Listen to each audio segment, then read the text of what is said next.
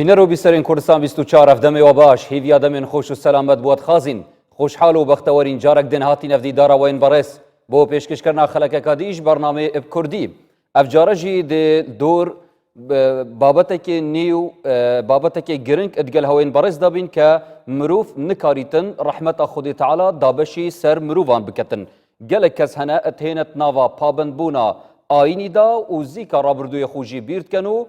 çine berif wî aqarî çin ku destpavjine gez û miqesên dabeşkirina rehmet û dilûvaniya Xwedayê mezin. Ji ber giringî û metirsiya evê diyardê me baz zanî ket nava bernamê bi Kurdî da tîşka xwe pêxîne ser vê mijarê û peyamekê bigehîne van cûre kesane evên rehmet û dilûvaniya Xwedê Teala dabeşî ser mirovan dikeyn bibêjîn çi mirovekê maf nîne ku rehmeta Xwedê Teala dabeş biketin tinê Xwedê Teala dizanîtin dê rehmê digel çi mirov dabetin. Ev babeta digel mamosta Abdurrahman Sadiq dêta gengeşekirin zor bi xêr wê mamosta hêja. Mamosta eger em bêne ser vê mijarê ka hokar û faktor û sedem çi ne boçî hindek kes wî mafî dene xwe ku bikarin bêjin Xwedê di rehmê filan kesî betin yan jî Xwedê rehmê filan kesî dana betin. بەڵێ بەناوی خۆی بەخشندەی میهرەبان ئەمە دیاردەیەکە بەڕاستی ساڵانی زوو لە سەردەمی کوردەواریدا لە نێو ئێمەدا نەبوو یعنی خەڵک هەموو چۆن دەڵێ ڕەحمەتی بۆ خەڵک دەنارد ئێستاکە بەداخەوە لە کۆمەڵگەی کوردەواری لە ڕێگەی هاوردەکردنی جۆرێک لە تێگەشتنی ئاینی لە دەور و بەر و لە خەڵکانی ترەوە شتێک گەشەی کردووە کە پێی دەوترێت دیاردەی دابەشکردنی ڕەحمەتی خوا یعنی بەمانەیەک لە ماناکان یەکێک تا دوێنێ خۆی دوور کە نوێژی نەکردووە ئەمڕۆ هاتۆ دوور کە نوێژەکە ئیدی بۆ بە مفتی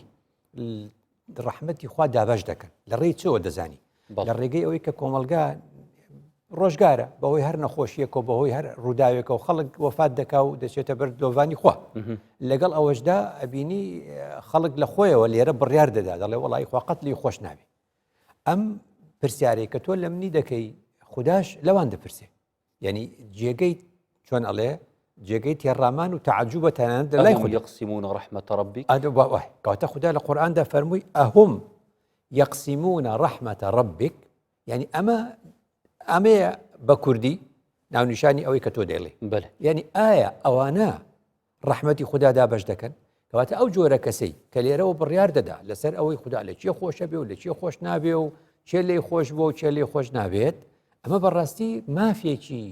خدایان بردووە بۆ خۆیان ڕەحمەتی خوددا دابەش دەکەن لەبەر ئەوەیە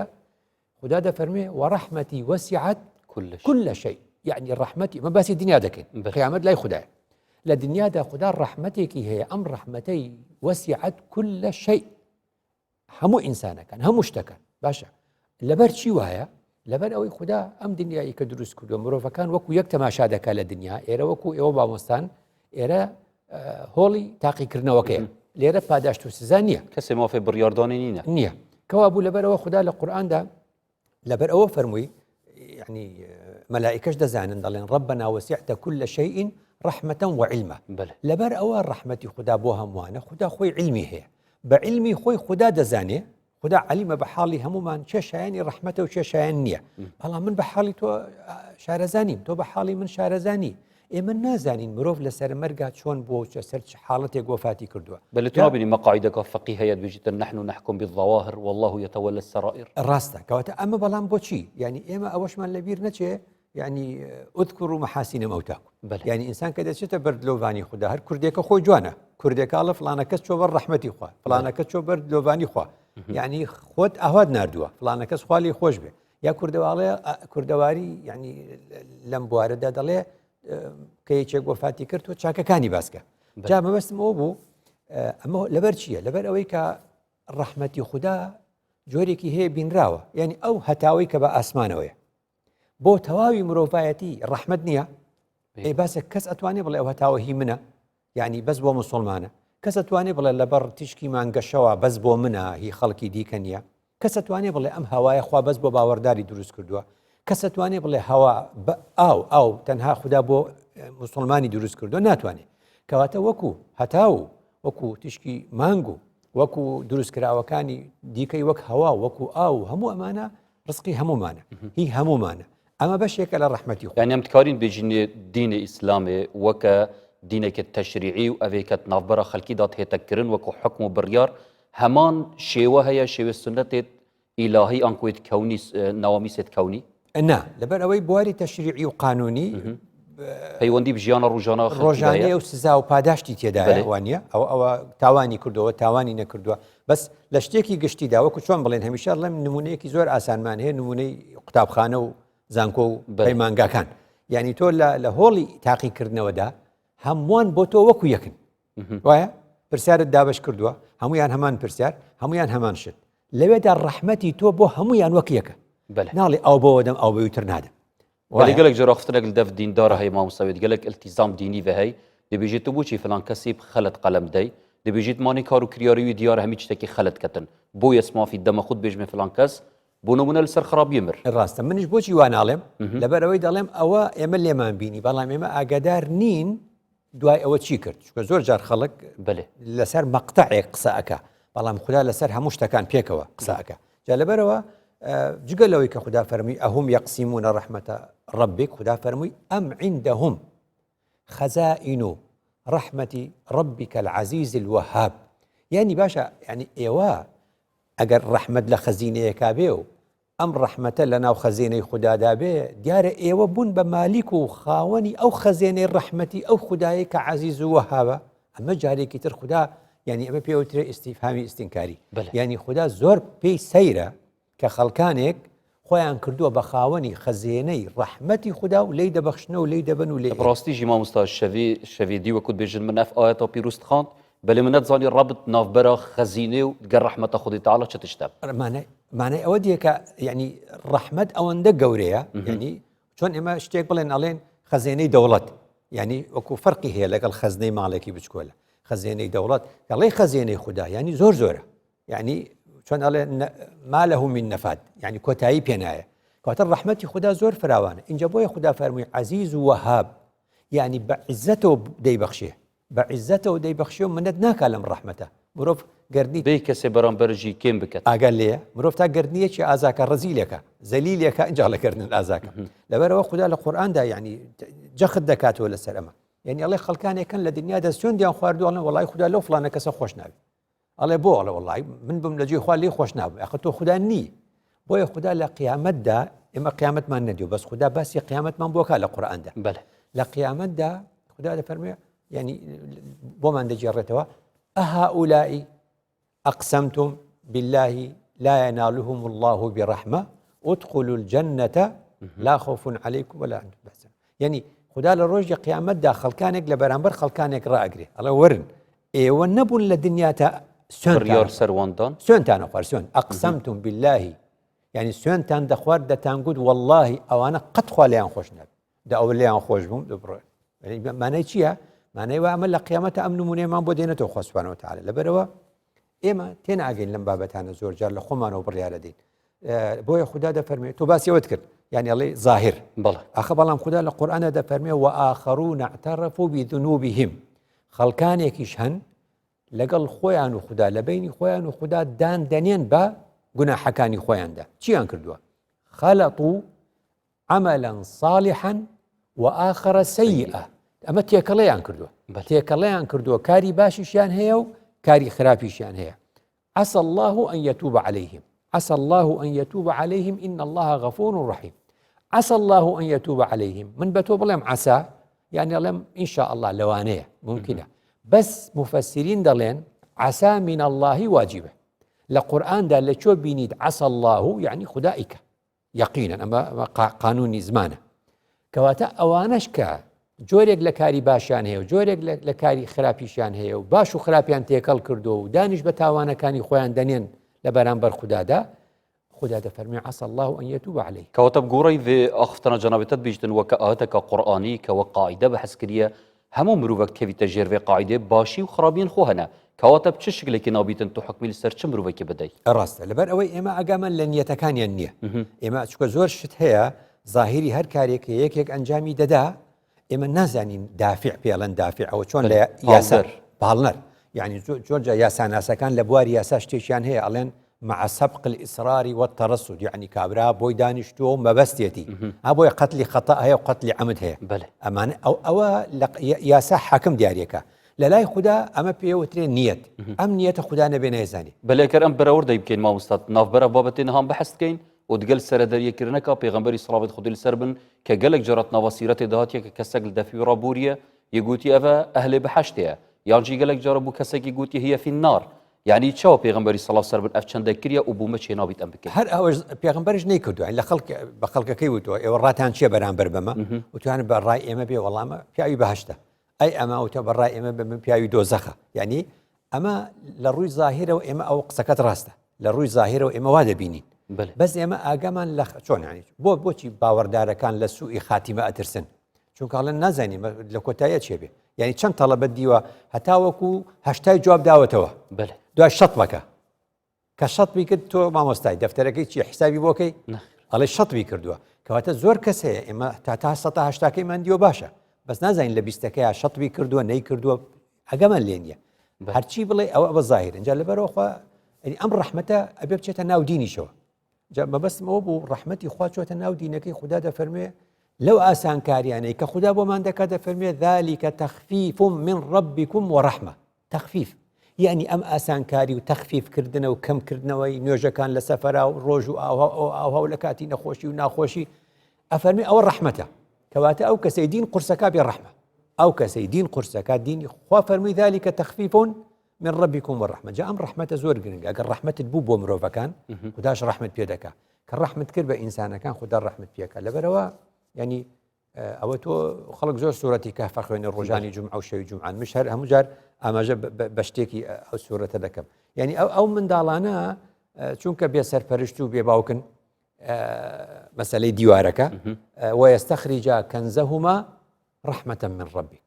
یعنی چونکە باوکی باش بووە چونکە باوکی ڕەحمدار بووە بەرامبەر بە خەڵک و ڕەحمی بۆ مرۆڤایەتی هەبووە خوش ڕەحمی بە مناڵەکانیشی کردووە کەواتە ئەو کەسانەی کە بە دوای ڕەحمەتی خواوەن ئەبێ بزانن ئێستا تۆ ڕەحم بە ئینسانیەت بکەی خوددا ئەو ڕەحمە پێوترێ درێژ بۆوە یعنی ڕەحم بە ماڵ و مناڵ و کەس و کار و نەوەکانیشت دەکەن وەکو جینات لێهێت ڕاست بەڵێ مامۆستا یانیەکرد ئەم نها تەماشای خیتابە قورئانە پیرۆز بکەین gelek car behsa çînan kiriye bû nimûne ve çîneka behiştiye ve çîneka cehennemiye yan ev ewnêt xwedî lê xweş bît ev ewn xwedî lê xweş nabin belam gotara Qur'anî gotareka giştiye destnîşankirina çi mirovan nîne erî çend giring e em jî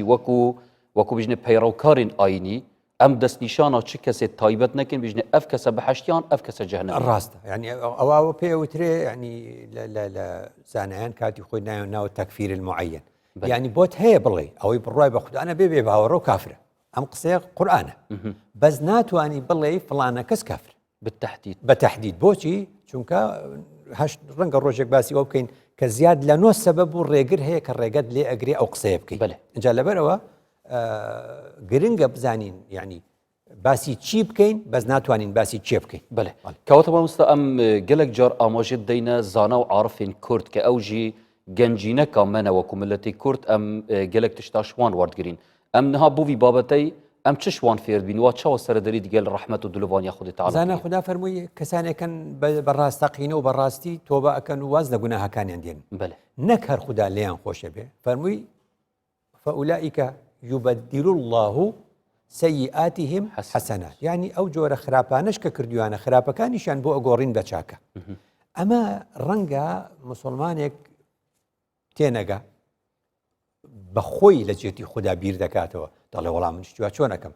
ئەو بە هەر حاڵ لێ خۆشم بەڵام چۆن خراپەکانیشی بە چاکە بۆ حسابەکەم ئەمە چییە ئەمە قیاسکردنی خۆیەتی لەسەر خوا قیاسکردنی ئەو ڕەحمەتە نەبینراوە کەمەی خۆیەتی بەرامبەر بە خوددا جەمە بەستم عارفی کورد مەلای جزیری چ دەڵێ لەمە دەڵێ ئەو جۆرە کەسە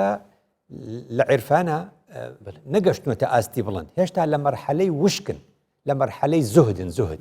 یعنی وازانە دنیا تەرککردنە و بە وشکی لە دین تێگەشتووە جا لە عیرفانی کوردیە عارفانی کورد بەمەیان گوتووە زاهید یعنی زاهید لەناو عیرفانی کوردیا زۆر چۆن دەڵێ جێی لۆمەکردن بووە ئەڵێنەوە قۆناغی یەکەمێتی دوای سەرەکەوێ بەرەو سۆفی و اینجا سەرەکەوێت تا گاتە عارف کە بوو بە عارف ئەو کاتە دنیای هەبێ و نەبێ زۆر مشکلی نییە و زەمی دنیا ناکە چونکە ئەو کاتە لەگەڵ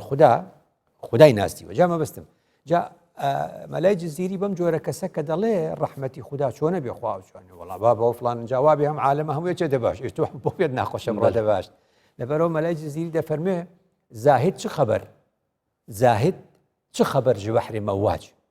ئەم بەحرە مەواجە ئەم بەحرا پڕ لە هێل. شەپۆلە ئەم بەحرە بێپایانە ئەمە بەحری ڕەحمەتی خوددایە زاهید چ خەبەر ژ بەحری مەواج زاهید نایزانێ ئەبێ چەند پلەیەکی تر بەرز بێتەوە بڕوا کە گەشتە عارف ئەو کاتە لەمە تێدەگا ئەو کاتە تێدەگا ئەمەمانەی چیە جا لەبەرەوە ئەمە نقطەیەکی زۆر گرنگە مەسەلەن عارفی کورد ئەحمەدی خانی شتێکی داهێناوە نەوەتون و ناوەکەی خوددا بێنی ئێستا ئەتوانی بەس بەو دێڕێک کە ئەحمەدی خانی ئێڵێ ئەتوانی کتێبێکی 100 لاپەڕی بەلای کەمەوە 100 لاپەڕ لەسەر ئەم قسەیە بنووسی کە دەفەرموێ گەرگونەهبارین ji بۆ ئیسمی غەفور ئەم مەزهەرین دەتۆر ئەمە لێک دەرەوە گەرگونەهکارین ji بۆ ئیسمی غەفور ئەم مەزهەرین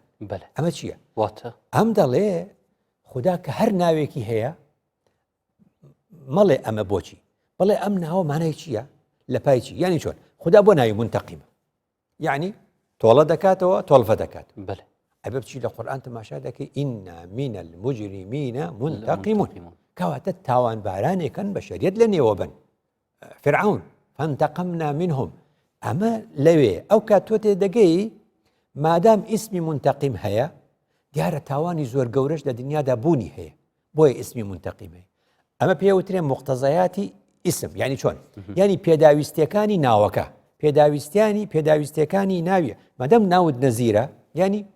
هۆشیارکەرەوە مانای وایە غەفڵەت لە شوێنێکە هەیە تۆ ئەبێ ئەوە بکەیت مادام ئەحمەدی خانی دەفەرمێ گەرگونەهبارین بەڵێ گونەهبارین بەس ji بۆ ئیسمی غەفور ئەم مەزهەرین مادام خوددا ناوی غەفورە تەجەلیاتی توی ئیسمینە کەواتە ئێمە گوناحەکەین خوا ناوی غەفور نەئەبوو ئەگەر مرۆڤ مەلائیکە بووایە چکە مەلائیکە پێویستی بە ناوی غەفور نییە چەند وردە بزانە کەواتە تۆ بۆ ڕەحمان بۆ غەفور بۆ غەفار بۆ غافر بۆ ڕەحیم بۆ یعنی هەرچین ڕەزاق وەهاب هەموو ناوەکانی خوددا ئەبێ مەزهەرێکی هەبێ بینی گەرگونەهبارین ji بۆ ئیسمی غەفور ئەم مەزهەرین یعنی دڵمان بەوە خۆشە مادام خوددا ناوی غەفورە دیارە دەزانێ ئێمە گوناه دەکەین بەڵێن هەمام سەگەرم تەماشای قورئانە پیرۆز بکەین دەبینین گوتارە قورئانیدا وەکو بێژن دەستنیشانە وەکو ئاماژەش پێدا دەستنیشان گەلە کەسا کریە کە کەسە گونەحکارە یانژی مرۆڤەکەش نزیکێت خودی تاالە ئەرێکی دەوێ پەیڕەوکە تەرجەمەی واقعیکەتن ئەvە سەر ئاستی تاکی بیتن یانژی وەک جەماعەت و گڕۆپ و ڕێکخراوە شتە دەی پێستن وەڵی پێم وایە ئەمە مەسەلەیەکی چۆن ئەڵێ مەسەلە ئاینەکان مەسەلەیەکی تۆ تا ڕادەیەک ینی ئیشی جەماعی نییە ینی ئیشی و چۆن ئەڵێ ئەمە لە کوردەواری و تێگەین لە کوردەواری یعنی عارفانی کورد ئەمەیان ئەوە کردووە نەچوونە یعنی وەک حیزب دروستکەن و ئەم بابەتانە بە جەماعی باسکەن یعنی ئەمە بابەتێکە چۆن ئەڵێ وردەکاری و چۆن ئەڵێ ژیانی ئەوێ لەگەڵیدا یعنی شتێک نییە ئەوە باسکری جەمە بەستم چی بوو مەبەستم ئەوە بوو ڕەحمەتی خوددا لای عارفی کورد ئاوایە یعنی سێرەکەی مەسەلەن بڕوانە چۆن ئەحمەدی خانی عەقیدەی کوردی هەبووە هەر بە هەمان شێوە مەولەوی تاوگۆزی خۆشمان هینی هەبووە یعنی مەولەویش عەقیدەی مەرزی هەبووە لە عەقیدەی مەرزیە ئەوش دەڵێ بە جەلای فیترەت لە ژەنگی فەترەت بینی پێغەمبەرێک و پێغەمبەرێک دوورەکەوێتەوە لە نێوانیانە بۆ نمونە لە بینی موسا اینجا عیسا دێ لە بینی عیسا محەممەد دێ درودی خوایان لەسەر ئەمە 500 ساڵێک ئەچێتە بینیانەوە ئەم ماوەیە پێوترێ فترە على فترة من الرسل فترە یعنی ماوەیەکە وەکو چۆن ئەڵێ کەوتۆتە نێوان دوو پێغەمبەرەوە مرۆڤایەتی تیا تۆزە سەرگەردانە بێ پێغەمبەرێکی تر دێ ئەوە فترەیە بەس ئەو پێغەمبەرەی تر کە دێت چیەکە دێت ئەو هەموو تەپ و تۆز و هەموو ئەو شتانی نیشتووە لەسەر دڵی مرۆڤەکان لای دەبە جەلای دەکاتەوە جەلایە وەکو جەلایە پاکی دەکاتەوە دەیباتەوە لە فترەتەوە دەیباتەوە سەر فترەت ئەیباتەوە سەر پلێتە ئەسلەکەی خۆی کە ئیمان بە خوددایە لەبەرەوە لە عەقیدەی مەرزیەیە مەولەوی تایگۆزی باسی پێغەمبەر دەکا بە جەلای فترەت لە ژەنگی فترەت کەواتە ئەو فترەتەی کە ئێمە لەسەر پاکی خواد ئێمە دروست کردووە جەلایەکی دەوێ ئەمە چییە هەمووی ڕەحمەتی خوددایە کە مرۆڤەکان بە بەردەوامی پاک دەبنەوە اینجا لەبەرەوە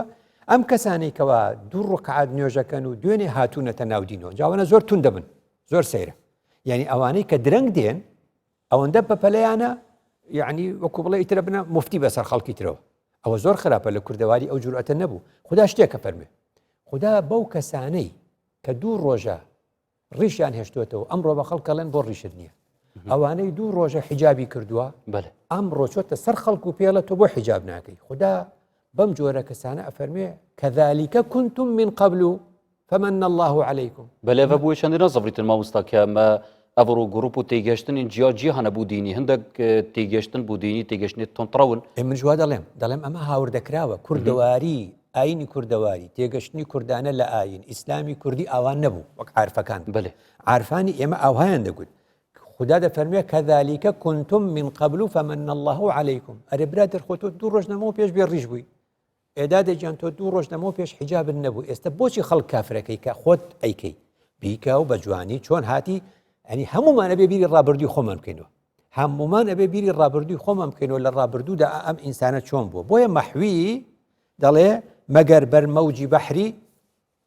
ڕەحمەتم خا مەگەر بەرمەوجی بەحری ڕەحمەتم خا وەسفی سەتاری یعنی ئەڵێگە وەسفی سەتاری خوددا نەبێ منیش پاس حەبم کەواتە یعنی تۆ تەماشای سەحابە بکە تەماشای عومەری کوڕی خەتاب کە پێشی ئیسلامەتی چی بوونە دوای ئیسلامەتی چۆن گۆڕاون لەبەرەوە مەسئلەیەکی زۆر گرنگ هەیە ئەم کەسانەی کە ڕەحمەتی خوا بچووکەکەن و ڕەحمەتی خوا مەنعەکەن بەڕاستی گرفتێکی زۆر بەڵێ مامۆستا هەمان دەمدانها ئەم گلەیل دیندارێ ویستەردەمەیت کەین کە بێژین گەلک جارە کەسێک هەیە وەکو بێژنێت فترەکان نزیک دەهاتێت ناوا دینیدا و دەست هەبێتە گەزوو مقەسێت کوفر و ایمانیان ڕەحمەت و دلوڤانیە خودی تەعالا بەڵێ ئەف دیاردە بوو سەردەمێ پێغەمبەرژی سەڵاف سەر بن نازەڤریتن کە بۆ نمونە مەجموعەکە سەحابیا گەیشتنە کەسێکێ سەلام کرێ و گوتی تو نە باوەڕداری و کوشت کە قورآنە پیرۆزیش دەهاتی تومار ڕاستە ئەو ئاەتی بۆم خوێندیتە ئەوەیە ولا تقولوا لمن ألقى إليكم السلام لست مؤمنا تبتغون عرض الحياة الدنيا كذلك كنتم من قبل فمن الله عليكم بابا واي كواتا مرۆڤ بەوە نییە خۆ سەحابەش هەمووی لە یەک ئاست نییە ئاستی بڵندی هەیە ئاستی ناوەندی هەیە ئاستی خواردتری هەیە ئاستی خواردتری هەیە ئەوەی 2 ڕۆژە ئیمانی هێناوە سەحابی و ئەوەی ئەبوو بەکری سدیقیش چ شتێک سەر هەلدەتن مرۆڤ وەختێ تێتە ناوە ئاینیدا و گەرماتێک دەف مرۆڤی دروست بیت یاش مرۆڤی وەرە خەڵکی دیتر هەموو خەلەتە یعنی ئەمە هەر خۆی وایە یعنی ئینسان کە بە شێوازێک لە شێوازەکان کە سەرەتا دەست بە شتێکەکە کورد دەڵێ گۆزەی تازە ئاوی خۆشە بڵێ کوردی جوایە ینی بە شێوازێکی سەرەکی مرۆڤ بە شێوازێکی گشتی وایە بەزلای ئێمە تۆزێ ئەوەی ئەنی چۆنەڵێ تونترە لەبەرەوە عارفانی کورد بە ئێمەیان گوت ئێمە مافی ئەوەمان نیە ڕەحمەتی خوادا بەشکەین ئێمە نابێ خۆمان قیاسکەین لەگەڵ خوددا ڕەحمەتی خوددا گەورەیە وەکو بەلای جززیری گوتی زاهید چ خەبەر ji بەحرێ مەواش بڵێ کەواتە بچینەت جڤاتە پێغەمبەری سەڵاوەت خودی لەسەر بن کە وی چەوە بەحساوێ مژاری کردە و چەوە بەحسا وان جوورە مرۆڤان کردە مرۆڤێن ڕەحمەتە خودی تەعالا دابەشی چە مرۆڤات کرد لە ڕێی حەدیسی قودسی و پێغەمبەر بۆمان دەژێڕێتەوە ئەڵێ کەسێک بوو دەڵێ والله لا يغفر الله لفلان بەڵێ سوێن بەو خوایە خوا لە فڵانە کەس خۆش نابێت ئەوە ڕۆژی قیامەت دێ خدا دەفەرمێ من ذا الذي يتألى علي ألا أغفر لفلان ئەوە چێ بوو سوێن دێ خوارد لە جاتی من وەک وەکیل کە من لە فڵانە کەس خۆش نابم فإني قد غفرت له لێی خۆش بووم وأحبطت عملك هەموو کارەکانی تۆم فی سفر کردەوە تۆ چیت بە ناوی خواوە قساک دەئیتر ناسەم لەمە کوردیتر و لەمە هەڕەشەی قورستر و گەورەتر بۆ ئەم خەڵکە چییە کە لە خۆیانەوە ئەبن بە نوێنەری خوددا لەبەرەوە ڕەحمەت زۆر گرنگە ڕەحمەت تەماشاکە ئێستا خەڵک بۆ 2 ڕۆژن دێنە و تەلاقێنە خدا فەرمووی ئێوە خۆباسەکە ژنهێنان و شوکردن پرۆسەی هاوژینی پرۆسەی هاوسەرگیری پرۆسەیە کە خدا فەرمووی لیتەسکونوا ئیلەیها وجعل بینەکم مەوەدەة وەڕەحمە دەسێری ئەم سێ وشەیەکە خدا بە ئێمەی گوت لە ڕێی ئەمەوە کە زەواج پرۆسەیەکی درێژخایەنە پرۆسەیەکە بە هەموو قۆناغەکانی تەمەن تێپەڕێ ئەو قۆناغی کە هەرزەکارە ئینسان تایدا و عمری 20 و 20 چەند ساڵێکە و خێزان پێکە و دەنێن ئەم کوڕکچە قۆناغی سەکەنە لیتەسکونوا ئیلەیها چونکە مراهەقە خۆی جۆرێک لە جۆرەکانی هەرزەکاری بریتە لە خۆماندووکردن بریتە لە پەرش و بڵاوی قۆناغێکی ئارامێکی زۆر ئارامی ئەوێ ئارام بێتەوە سەکەن بێتەوە ئیدی چاو ناجێڕێ بەبینی بڵێ ئۆپشنم زۆرە دەکەسم لە بەردەستایە تازە یەکلا بوونەوە بۆ یەکتر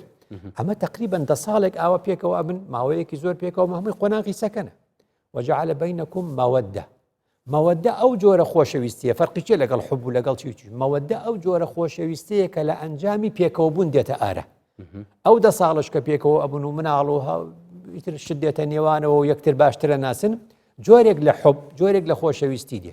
باشە وەختی دان عەمرە بن وەختێک کە پیر دەبن چییە لە کوردەواریە دڵسۆزیەک و ڕاستگۆییەک و وەفایەک هەبوو ئێستش هەیە لە نێوان دان عەمرو و پیرەکان و پیرەمێرد و پیرەژنەکاندا ئەبینی لە پەنای دیوارێکە لە بەردەمی دەرگای ماڵێکە پیرەمێردێک و پیرەژنێک چەند جوان دانیشتوونە زۆرجار بۆ گاڵتە بەیەک دەڵێن کۆرەوە چ دەکەیت تۆ وازی لێ بێنە وانە دەڵێ هەتا مردنە ئەوە چییە؟ ئەوە خودداوا دەفەرمی ئەوە قۆناغی سێمە وەڕەحمە لە قۆناغی سەرەتای زەواجە دە 15 ساڵێک ئەڕۆی پێکەوە چییە؟ سەکەنە دە 15 ساڵێک ئەڕۆی چییە؟ مەوەدەیە دە 15 ساڵی کۆتایی ڕەحمەتە اینجا ئێمە لەبەر ئەوەی ڕەحممان بۆ یەکەیە بەزەییمان بە یەکە بۆیە ماڵەکان وێران نابوون جاران ماڵەکان ئەمانەوە ئێستا کار لە قۆناغی سەکەنە و ماوەیەکی تر بەجێ لە کەواتە ڕەحمەتی خوددا ئەوە دەبێتەوە بڕوانە زۆر جار ڕووەدا یەکێک ڕەحمەتی خوددا لەوەیە چۆن دەڵێ تۆ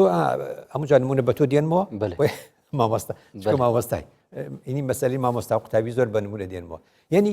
شتێکی پێڵێن یەومی ڕۆژانە جاری وایەکێک لە تەحریریە لەسەر کاغەزەکە باشی جواب نەداوەتەوە زروفێکی ناخۆش بووە تۆ چی بۆکەی تۆزە یارمەتی دەدەی دەڵێ ئەمە لە یەومی هەموو ڕۆژ تەحزیرەکە و هەڵەسێ ئەوانەی تر تەحزیر ناکەن حەقی یەومیەکە ڕۆژانە کە هەڵەسێ هەندێک یارمەتی دەی بۆ یەخیتە سەر تەحریرێکە وایە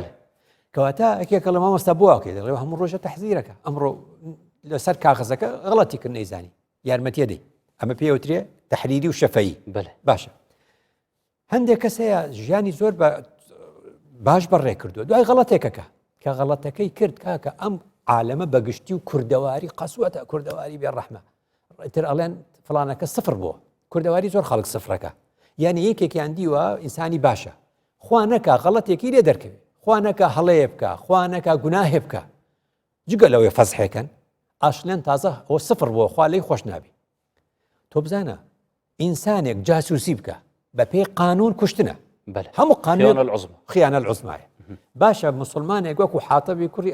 ئەبی بەلتەعا ئەخوێنیتەوە چووە هەواڵەکانی پێغەمبەری بۆ قوڕیش ناردووە وانە ئێوتانەمە جاسوسە بێ بکوژرێ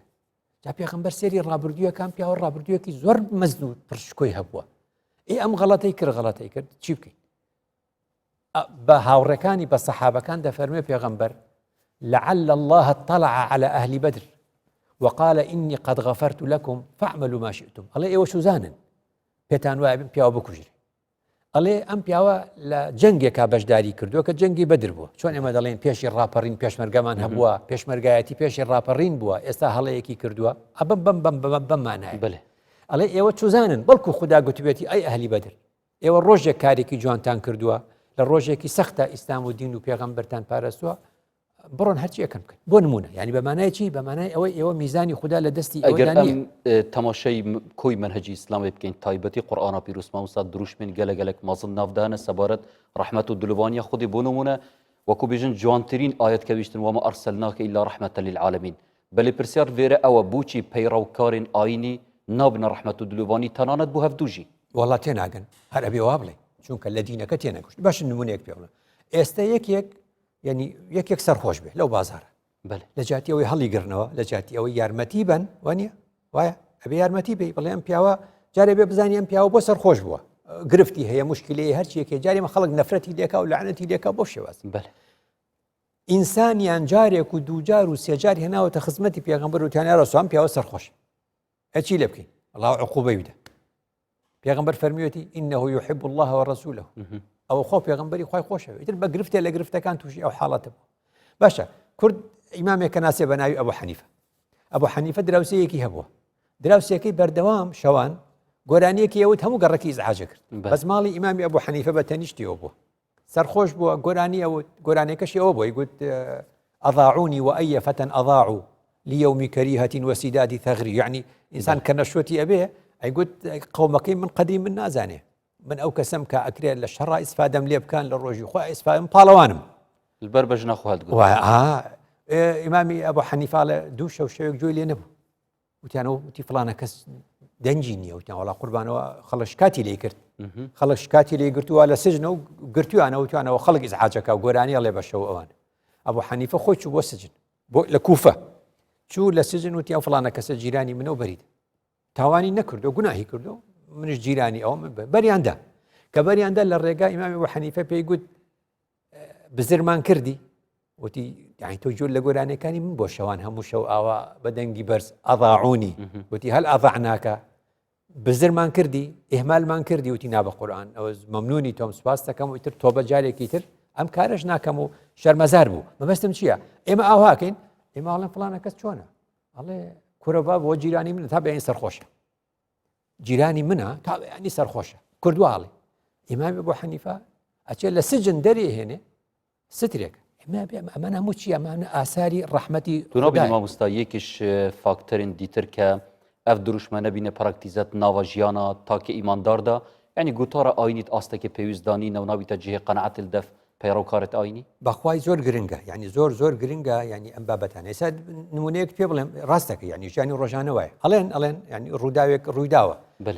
ڕووداوە پیاوێک هاتوۆتە مزگەوتێک لە وڵاتێک لە وڵاتەکان گوتوێتی بە مامۆستاکەی گوتوێتی مامۆستا فڵان من بەخوا پێی ناخۆشە 10 ساڵە کردوومە وەکچی وەکەوە نایڵم هەرچی خراپە کردوومە ئێستا چیتەوێ وەڵای ئێستا هەستەکەم ئەمێ تۆبە بکەم وتر واز لەم هەموو گوناحە بێنم تاپەن هەموو مامۆستایەک پێی خۆشە ئەم شتە ببینێن نمونەیەکی سەرکەوتنە کە ئینسان 15 ساڵ لە تاوان و لە گوناح بێت تۆبە بکەوە ئەوە هەموو تاوان و گوناحەکانیشی بە مامۆستا کەوتووە مامۆستاکەشەڵە وڵای حەزەکەم ئەمە بژەڕیتەوە دوای نوێژ بۆ ئامادەبووان بۆی کە چۆن تۆبەت کردووە و بۆ ئەوەی کەوا یعنی ئەوانش دەرس و لێوەرگرن وڵای تر نوێژ تەواوە بێ مامۆستاکە بە خەڵکەکە لێ بە ڕێزان مەڕۆن دوای نوێژەکە دانیشن ئێستاکە پەلە مەکەن ئەم برادەرە خوا هیدایەتی داوە تۆبەی کردووە لە ژیانی شاوە 10 ساڵ ئەوەی کردووە هەمووی وت بە خەڵکەکە ئیجا ئێستا قسەتان بۆکە چۆن تۆبەی کردووە فەرمو قوربان قسەیان بۆ بکە وڵاوتی بە ڕێزان من 10 ساڵە گوناحەکەم خوا ستری کردبووم کەس پێی نازانی ئێستا بۆ مامۆستام جێڕایەوە مامۆستا هەمووی بەوت نابێ ئەبێ ئەم شتانە بە جۆرێک لە جۆرەکان ینی شتێکی تر پێ بڵێم ینی وعلى الثلاثة الذين خلفوا يعني 3 صحابەی پێغەمبەر هەڵەیان کردووە ئاەتیان لەسەر دابەزیوە وایە غەزوەت تەبوک هەرچیان کردووە غەڵەتیان کردووە باش ئازانیمانە ئەو ڕۆژەی ئاەت دێ لقد تاب الله على النبي والذين آخر آياتك وعلى الثلاثة الذين خلفوا حتى إذا ضاقت عليهم الأرض يعني کەسێ گوناهبارە ئەمڕۆ چاکە بێتەوە تۆبە ئەکە لەو سەردەمە عادەت چی بووە خەڵک دێ پیرۆزبایی لێکە پۆل دێن پیرۆزبایی لێکەن کە خوددا لێت خۆش بوو شکر بۆ خوا ئەبینی لا ئێمە دەڵێن فڵانە کەس شکر بۆ خوا وازی هێنا لە خراپەکانی ئەڵێن ئەوە کورەوەی یاخوا لێ قبول نەکە کورەبا بنجاوە خۆ هەرچی کاری خراپە بوو کردی جا چی ماوە نەیکا ئەبینی زۆر جار لە ئینەکانە لە هونەرمەندە میسرەکانە لە هونەرمەندە عەرەبەکانە یا لە کوردەواریشە کەمە لە کوردەواریە لەو جۆرە هونەرمەندانە کە ئەگەڕانەوە یانگوتی تر ئێمە وازمان لەو کارانە هێنا و بۆ نمونانی وایان دەگوت ئێمە تۆبەمان کرد خەڵکی گوت چی های بابە اینجا بەدڵی خۆی هەرچی کردی ئێستا خواتەوە یا ڕەبی خوا لێ قبول نەکە ئێمە بە تۆ چییە ئەوە خۆتۆ خوددا نیت لە جیاتی ئەوەی کە سەحابە جاران لە تۆبەکار پیرۆزباییان نەکرد جامەیە مەولانای ڕۆمی بە ڕەحمەت بێ فەرمێ ئەگەر تۆبەت شکاندووە یەک جار نا دوو جار ئەگەر 100 جار تۆبەت شکاندووە هەروەرە دەرگای خوددا دەرگای ناومێدی نییە بەێ کەواتە مامۆستا ینی ئەف ئاخفتنی جەنابێتت بێژیتن بێگومان ڕەنگە زۆر لڤان ئاخفتنانە وەکو بێژنێ بینەرێمە vêgavkê deft tiştekî غەریب nebî çunku ev hemû dirûjmên Qur'anî bûn û serederiya جوana pêxemberiya salavêt xwedî li ser bin ke çawa ev sereder gel xelkî belê kêşameya herî serekî ew e em dê çawa karîn van dirûjmane praktîze bikin yan ku bikeyne kirdar nava jiyana xwe de her kes dînî bi rehmet tercüme nekird hale yanî çawa xwedûtit xuda de fermê wema erselnake illa rahmeten lil'alem her kesek ئاینێکی پێگوتین جۆرێک لە ئاینی پێوتین بوو بە مایەی گرفت بوو بە مایەی موشکیلە بوو بە مایەی ئاریشە بوو بە مایەی تێکدانی کۆمەڵگا بوو بە مایەی ماڵوێرانکردنی خەڵک ئەوە دین نییە ئەو قسەی خۆیەتی لەبەر ئەوە خوددا دەفەرمێش یعنی خوددا ناخی پێغەمبەرمان بۆ ئەجێڕێتەوە خوددا دەفەرمێ وما كنت ترجو أن يلقى إليك الكتاب إلا رحمة من ربك يعني پێغەمبەر بۆ حەزی کردو کتابی بۆ بێ بۆچی ڕجای کردووە خوا کتابێکی بۆ بنێ إلا رحمة من ربي کەواتە ئەو کتابەی خوددا دەینێرێ بۆ پێغەمبەرێک بە ڕەحمەت ناردوێتی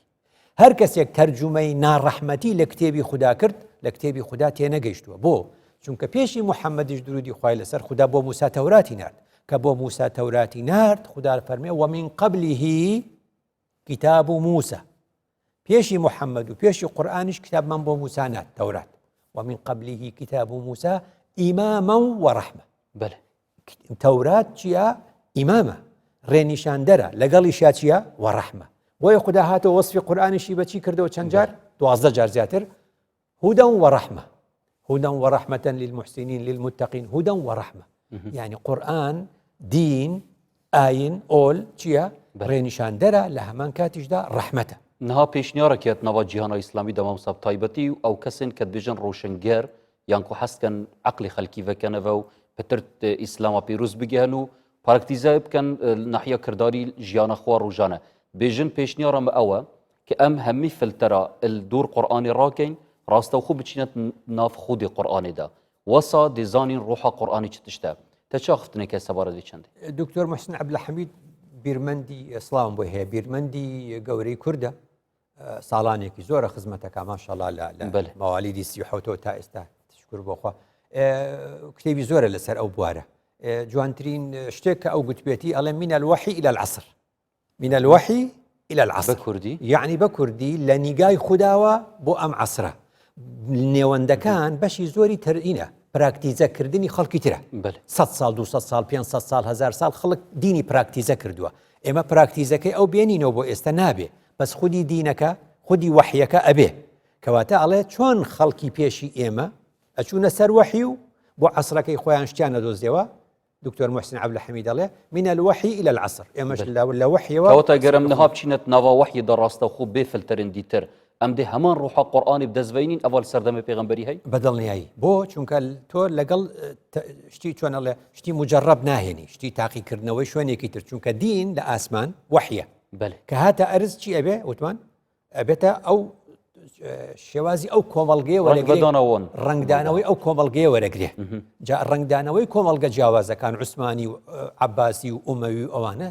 تیلکە ئومەتون قد خلت لها ما كسبت ولكم ما كسبتم او امتك بون چون كاري خويان كردو بو شوازي ككرديان لبروا اما يعني خدا دفن اس انسان هي مسلماني زمان بيس شلون ابي نبي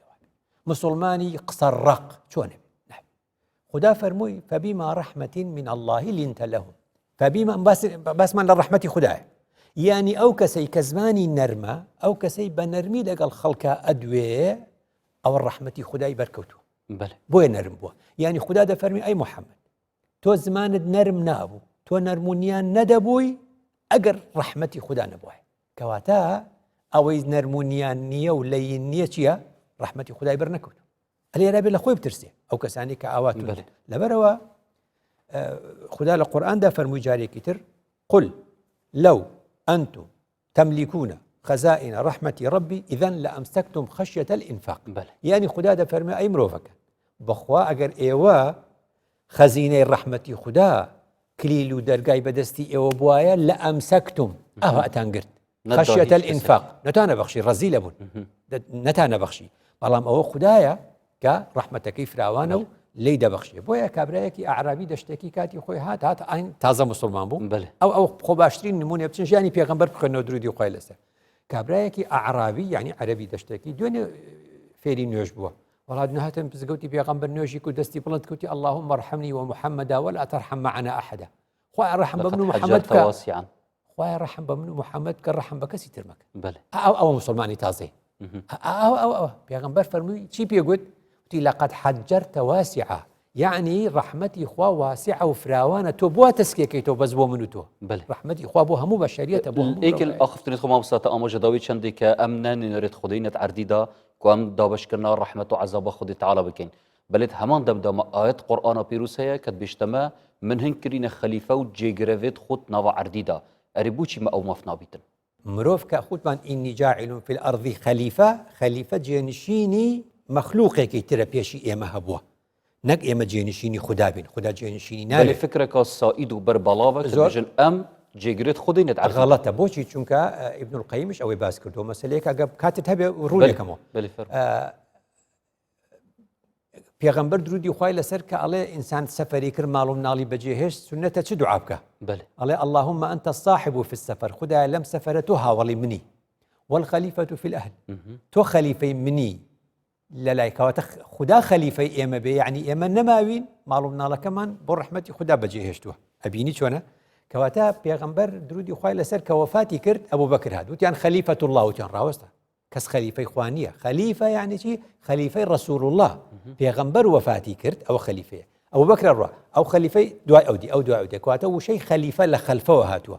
ئەگەر ئێمە بڵین خەلیفەی خوا، ئیبن القەیم ئەڵێ ئینەما یەکون الخەلیفەة